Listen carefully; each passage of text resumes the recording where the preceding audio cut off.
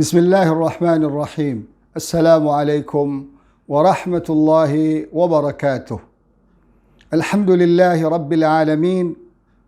Wabihi nasta'inu ala umuri dunya wad din. Wassalatu wassalamu ala rasulihil amin. Arsalahu Allahu rahmatan lil alamin. Amma ba'd. Kaum muslimin wal muslimat, as-saimin was saimat rahimakumullah. Kita bersyukur pada Allah yang telah menyampaikan usia kita pada hari yang ke-14 Ramadan 1441 Hijriah ini. Semoga semua amal ibadah kita terima Allah Subhanahu wa taala dan semoga Allah hindarkan kita jauh-jauh dari penyakit COVID-19 yang sedang menyebar di seluruh dunia hari ini. Kaum muslimin rahimakumullah, bertemu kembali dengan kami di Pesantren 19 bersama kita menyelami keagungan Al-Quranul Karim melalui nama-nama dan sifat-sifat yang Allah jelaskan dalam Al-Quranul Karim itu sendiri. Dalam episod yang ke-14 ini kita akan membahas kata Al-Furqan. Di dalam Al-Quranul Karim dijelaskan bahwa Al-Furqan itu adalah salah satu nama dari Al-Quranul Karim. Sebagaimana yang Allah jelaskan dalam surat Al-Furqan ayat 1. A'udzu billahi minasyaitonir rajim. Tabarakalladzi nazzala al-furqana 'ala 'abdihi liyakuna lil 'alamina nadhira.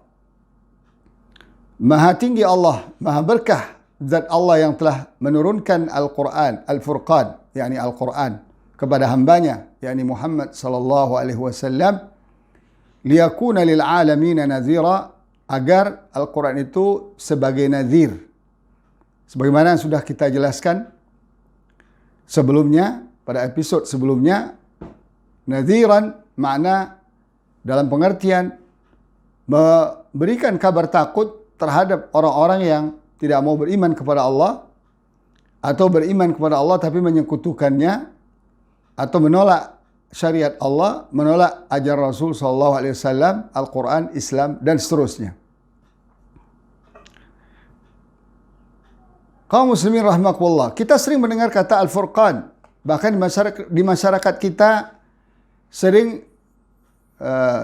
masjid dinamakan dengan Masjid Al-Furqan. Apakah arti Al-Furqan? Sekarang kita akan lihat dari segi bahasa. Dan Al-Quran ini bahasa Arab. Tentu kita rujukan pertama adalah kembali kepada bahasa Arab itu sendiri. Dalam kamus bahasa Arab disebutkan bahwa Furqan itu masdar dari faraqa. Faraqa ini fi'il madhinya, fi'il mudhari'nya ada dua, bisa yafruqu, bisa yafriqu.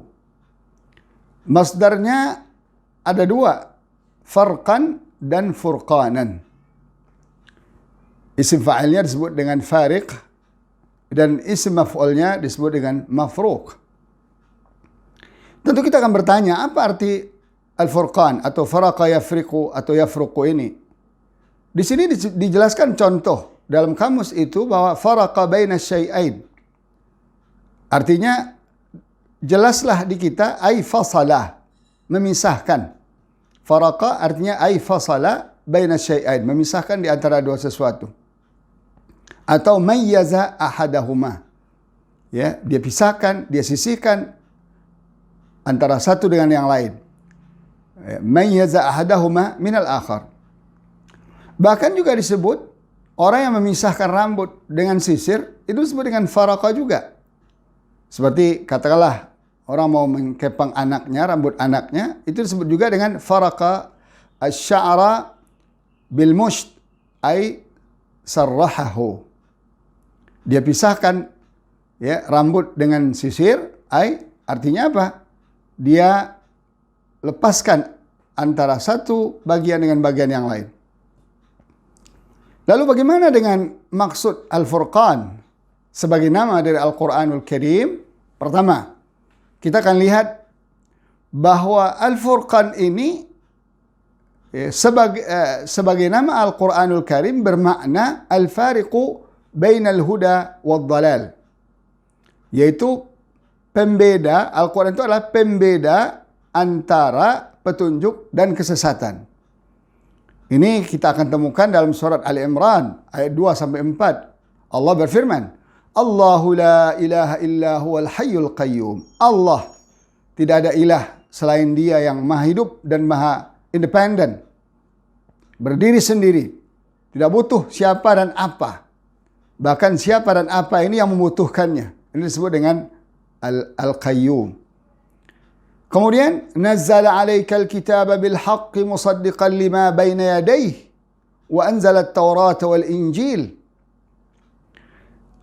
Allah yang hidup, yang independen itu telah menurunkan kepada engkau Alkitab.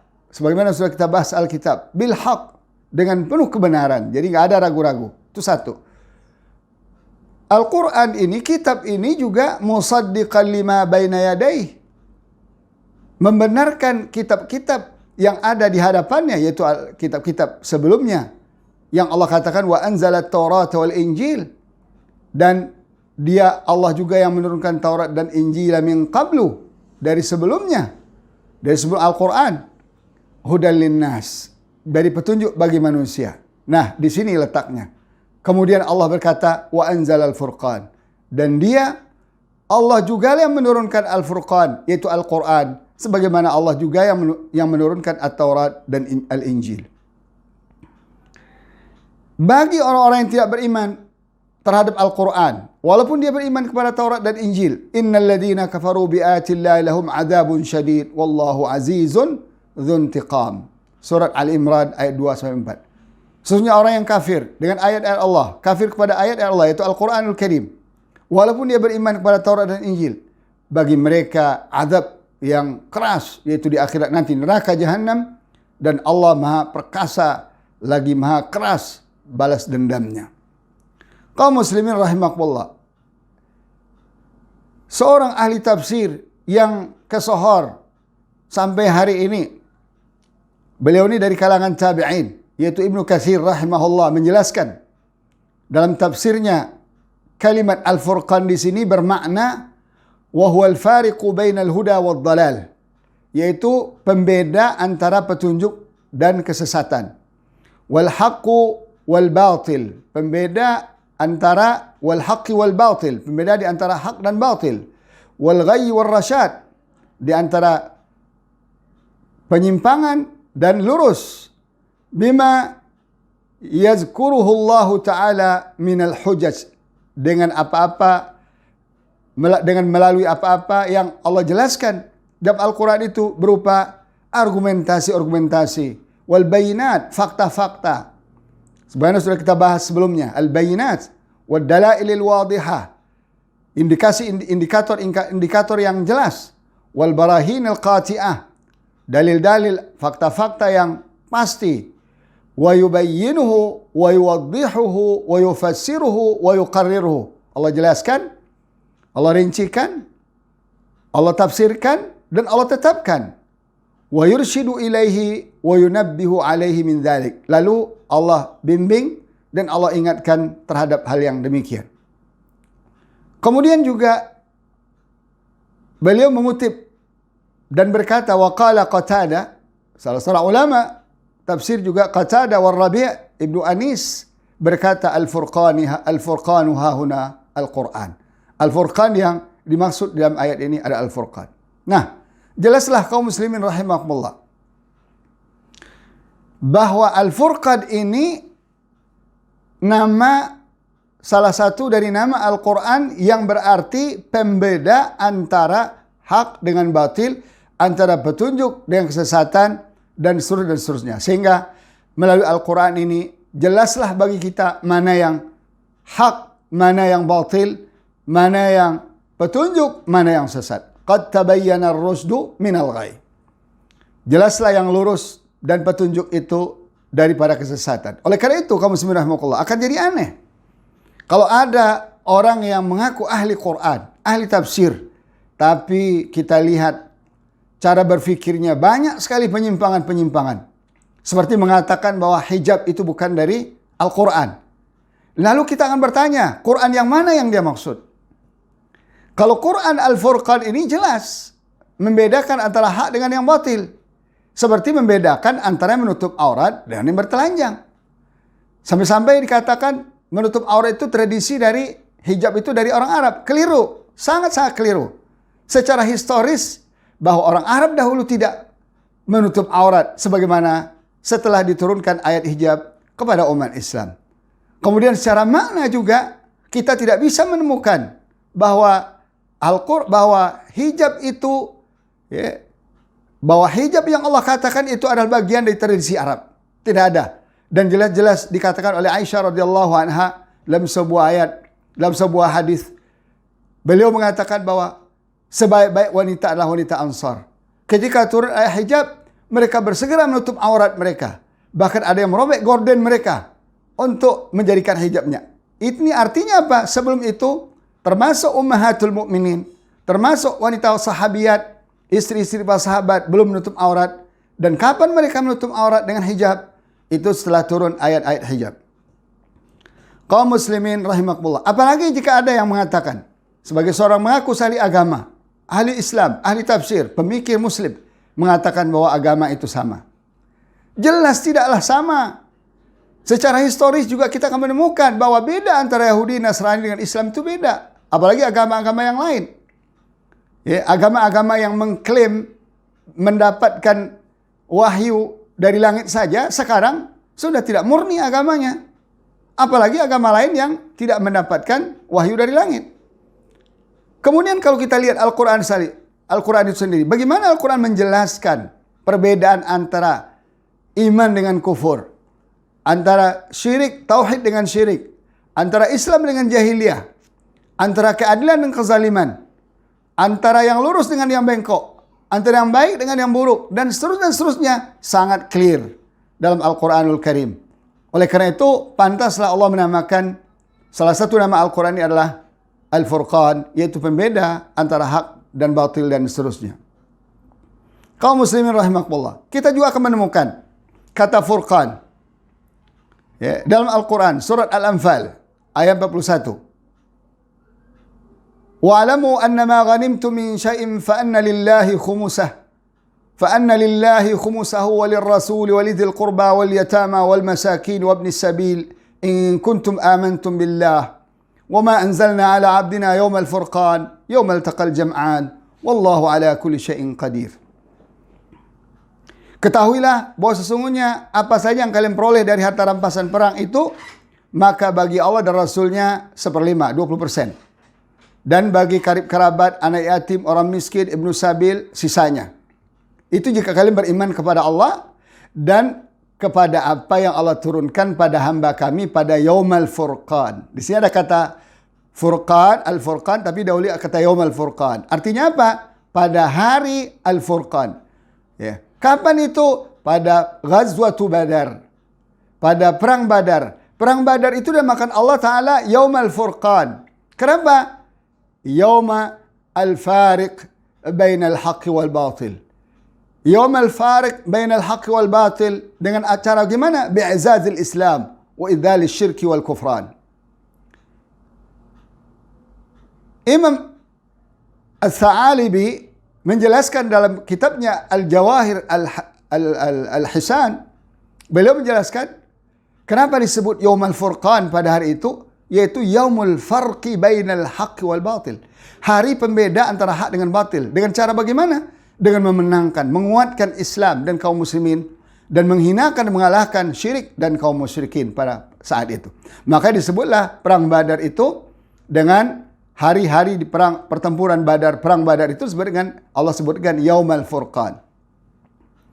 Kaum muslimin rahimakumullah. Kenapa? Seperti yang dikatakan oleh Imam Al-Tha'alibi dan juga imam-imam yang lain, bahwa memang hari itu sangat-sangat membedakan. Ya, sangat membedakan. Ada dua kubu yang bertentangan, dua kubu yang saling berhadap-hadapan, dua kubu yang saling berperang. Yang satu membawa bendera kebenaran al-haq dari Allah, dari Rasulullah, dari Al-Quran. Yang satu membawa bendera kemusyrikan, kebatilan, kekufuran. Bendera kebenaran ini yang diangkat dan ditinggikan oleh Rasulullah SAW dan para sahabatnya yang mulia. Sedangkan bendera kemusyrikan dan kekufuran ini diangkat oleh Abu Sufyan ketika itu belum masuk Islam dan sahabat-sahabatnya dari kaum musyrikin. Ketika itulah Allah membuktikan bahwa liyuhiqqal haqqa wa yubtilal batil. Hak itu kalau ditegakkan, dia akan menjadi menang. Dan batil itu kalau dilawan, dia akan menjadi kalah. Persoalannya sekarang adalah, kita mungkin sering bertanya, kenapa kebatilan ini merajalela di atas muka bumi ini? Saya teringat akan sebuah tulisan salah seorang ulama asal Lebanon, Syekh Fathi Yakar rahimahullah. Beliau menulis, ada sebuah anekdot kata beliau, terjadi diskusi dialog yang hangat antara hak dengan batil. Hak berkata kepada batil, wahai batil, engkau adalah sebuah kebatilan yang tidak berhak hidup di atas muka bumi ini dan harus lenyap. Qul ja'al haq wa zahaqal batil. Engkau harus lenyap di atas muka bumi ini. Tapi faktanya di akhir zaman ini kebatilanlah yang merajalela. Engkaulah yang merajalela.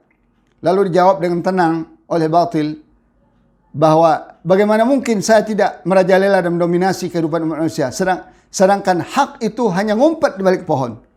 Artinya apa? Kaum muslimin rahimakumullah, hak itu baru akan menang, baru akan tangguh, baru akan izzah, malaikat izzah, apabila ada prajurit-prajurit yang tangguh, yang menegakkannya, sebagaimana perang Badar. Bagaimana tangguhnya para sahabat radhiyallahu anhum ajmain, yang tak pernah menduga ketangguhan mereka itu sendiri. Dan Allah Maha tahu atas ketangguhan mereka, kehebatan mereka.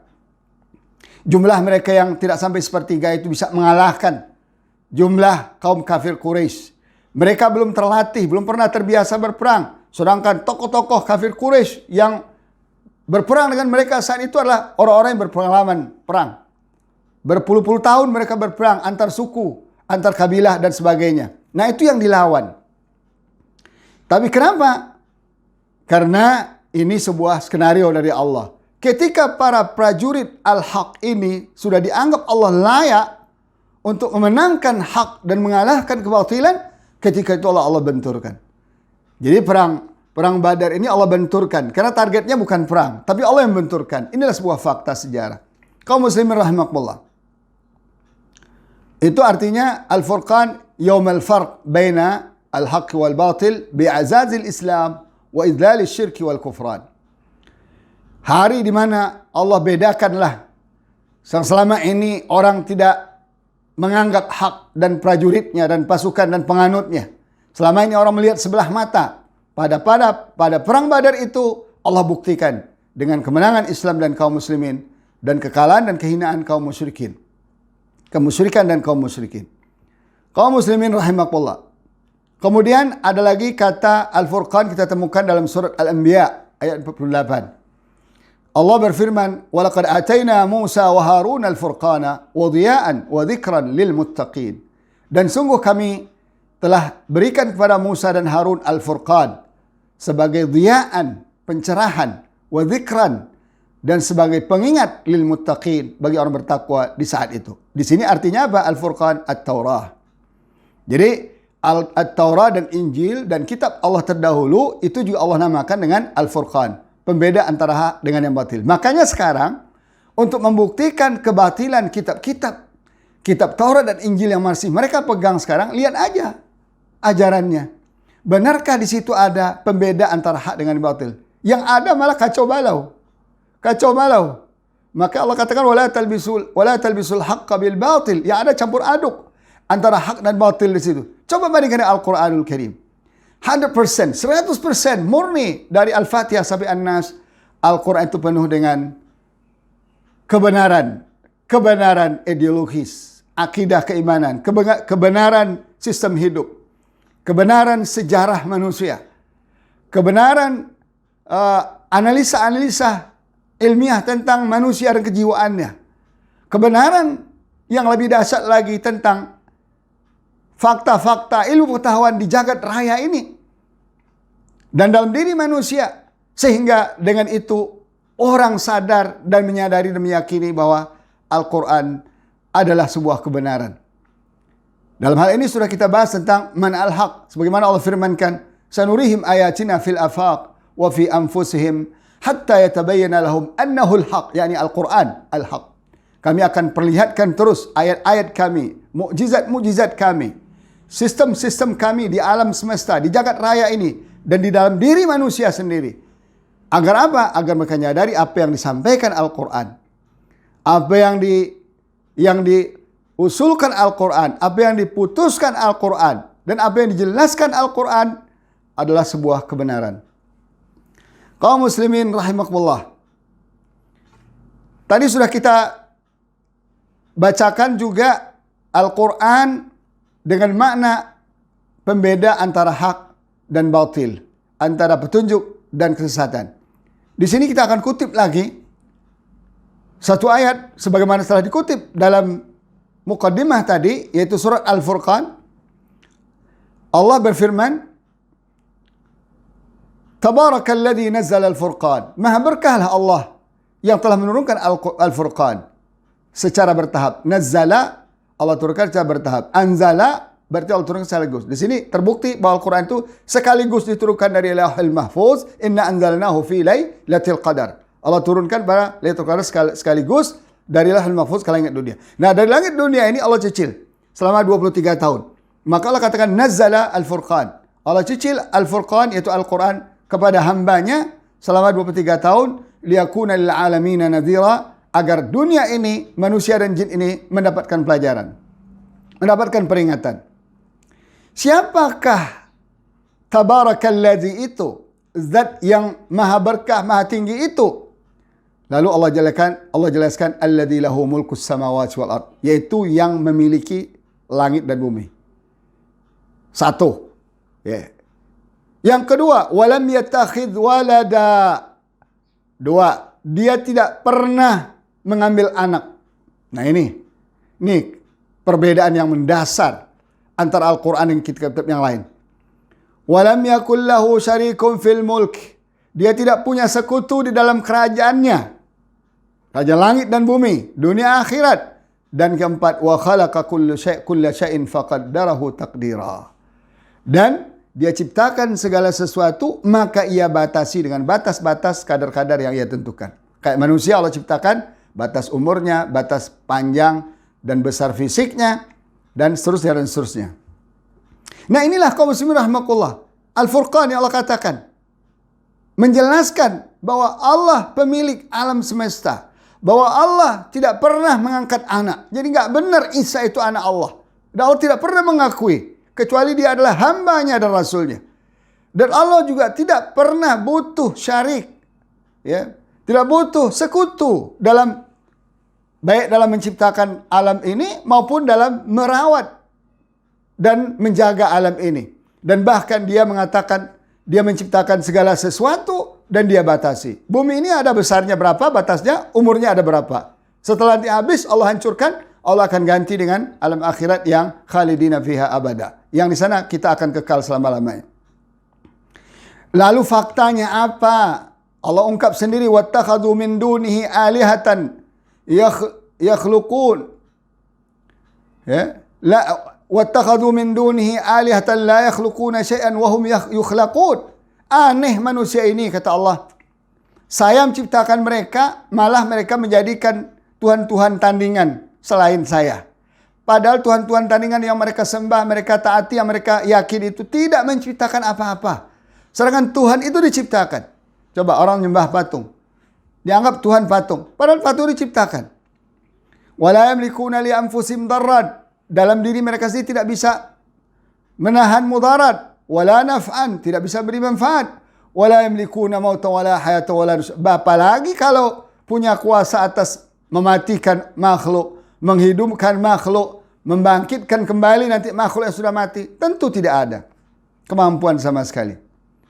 Dan lebih aneh dan ajaib lagi, orang-orang kafir itu malah menuduh Allah Ta'ala dengan tuduhan-tuduhan yang keji. Wa qala alladhina kafaru in hadha illa ifkun iftarah wa anahu alaihi qaumun akharun. Dan orang-orang kafir itu menuduh bahwa tidak adalah Al-Quran disebut sebagai kecuali kebohongan yang diada-adakan oleh Nabi SAW.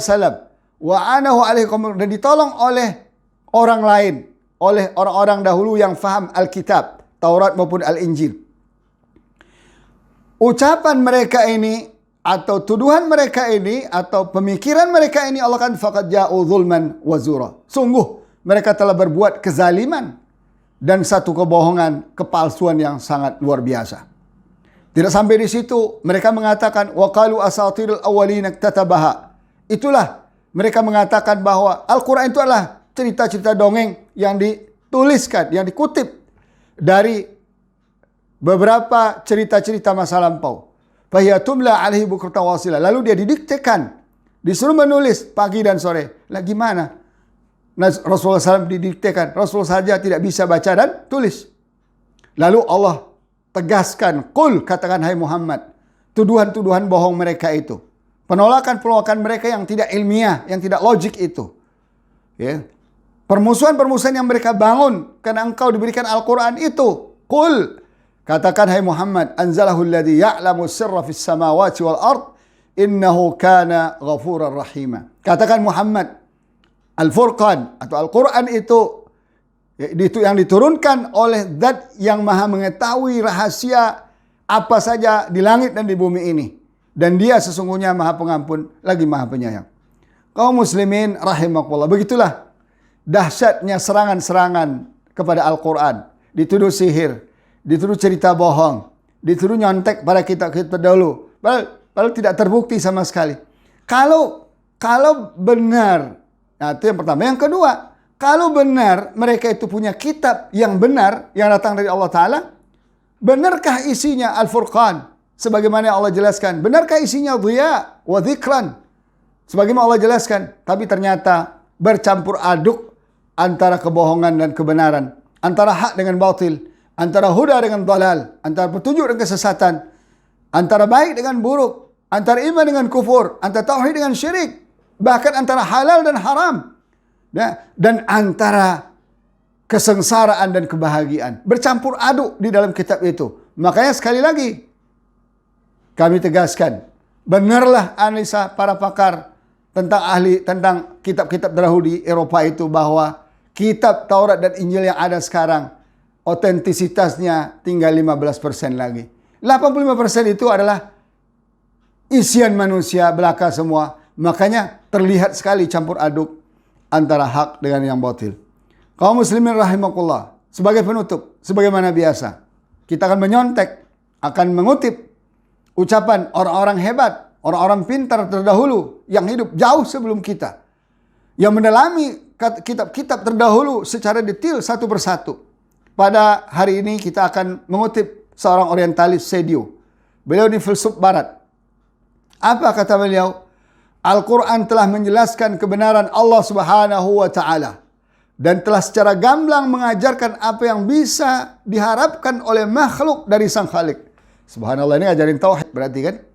Mengajarin doa dan jalan untuk membentangkan jembatan menujunya. Jadi ihdinas siratal mustaqim. Al-Quran memasukkan semua prinsip etika dan falsafah. Subhanallah. Jadi tidak ada lagi yang tersisa kebaikan, etika dan falsafah di dalam Al-Quranul Karim. Kemudian beliau melanjutkan, kebaikan dan keburukan. Baik berarti khair, jahat berarti syar.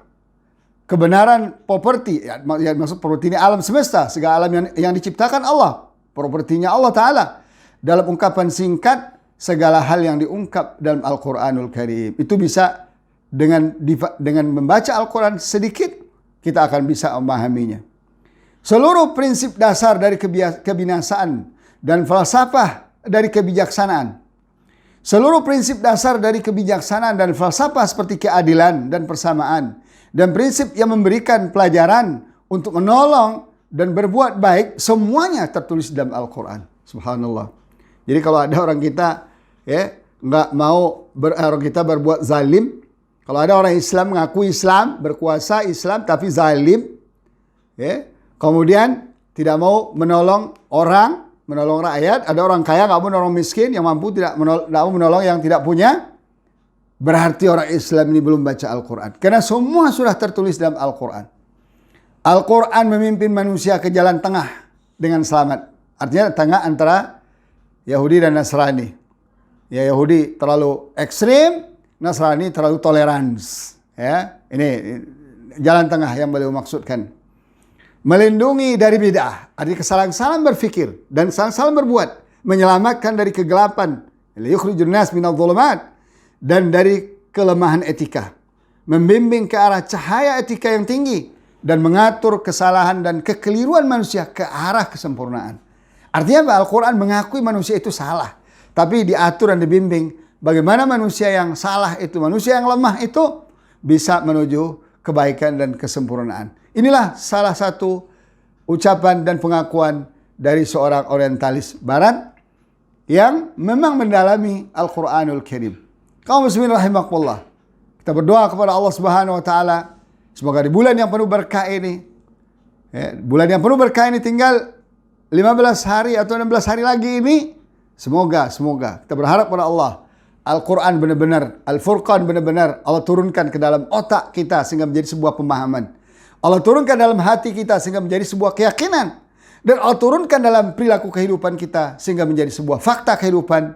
Dan kita adalah Quran yang berjalan sebagaimana sahabat.